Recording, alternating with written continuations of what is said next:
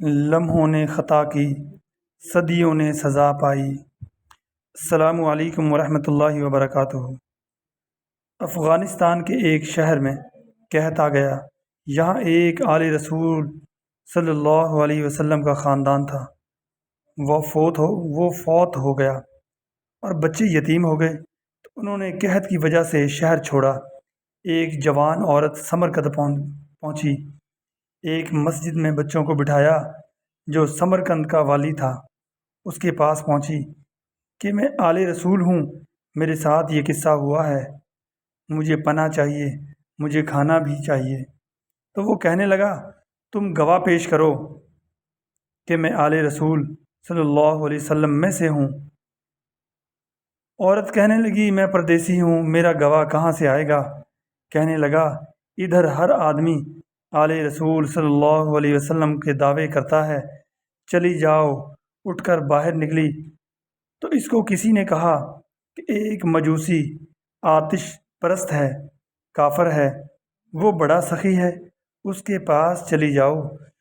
وہ عورت اس کے پاس چلی گئی، اس نے اس کا اکرام کیا، پھر اپنے گھر لایا، کھانا کھلایا، پانی میسر کیا۔ رات کو والی سمرقند نے خواب دیکھا کہ جنت میں اللہ کے نبی کھڑے ہیں اور ایک بڑا عالی شان محل ہے۔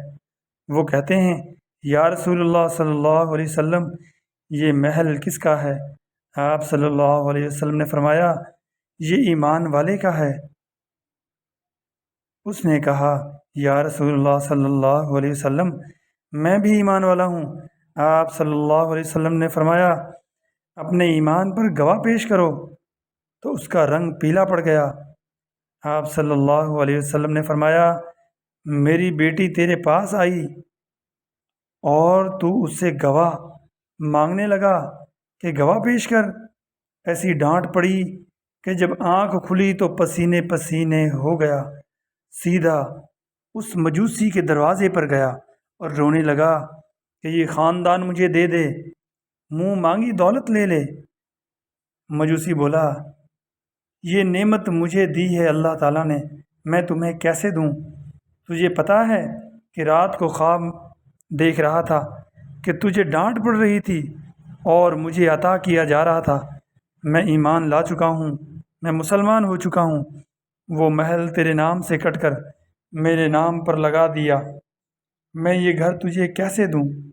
محل کے باہر تجھے ڈانٹ پڑ رہی تھی اور میں محل میں کھڑا یہ سن رہا تھا۔